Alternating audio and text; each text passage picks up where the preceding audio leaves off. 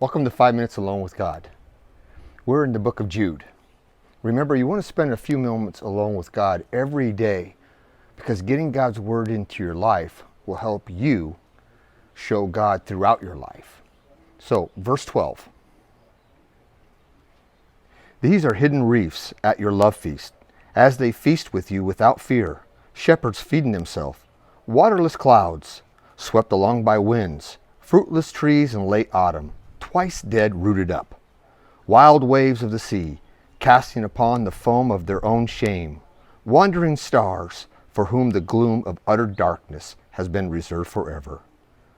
It was also about these that Enoch, the seventh from Adam, prophesied, saying, Behold, the Lord comes with 10,000 of his holy ones to execute judgment on all and to convict all the ungodly of their deeds and ungodliness that they have committed in such an ungodly way, and of all the harsh things that the ungodly sinners have spoken against him.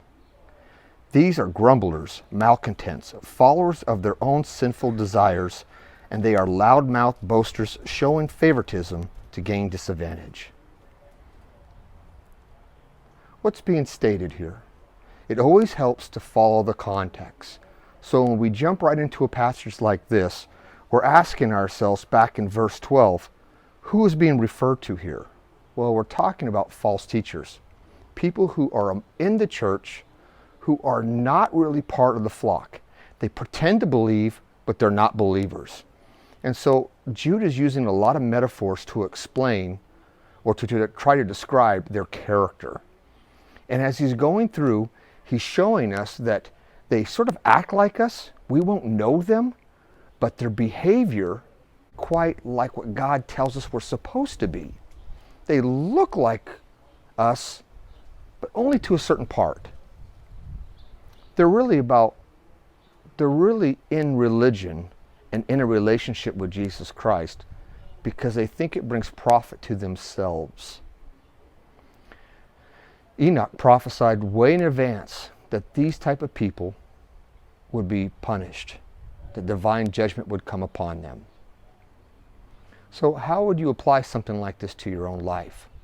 One of the things that comes to my mind, I can't help but notice how many times it talks about the ungodly, and the ungodly again. And so I wonder, if the ungodly behave this way, is there ungodliness in my life? Do I act in a manner that is ungodly? What does it mean to be ungodly? Is my speech, is my character, are my actions contrary to God? Well, to be ungodly would be to blaspheme, to speak against God, to live against his character, against his will. That would be ungodly. And so reading this reminds me that I need to live in a way that shows that I am a child of God, that I have been forgiven from my sins, that I'm living in his grace. Not about being perfect, but that I am a child of a king. So there's our time with God today. Have a blessed time. Until tomorrow. Jude 20 through 25.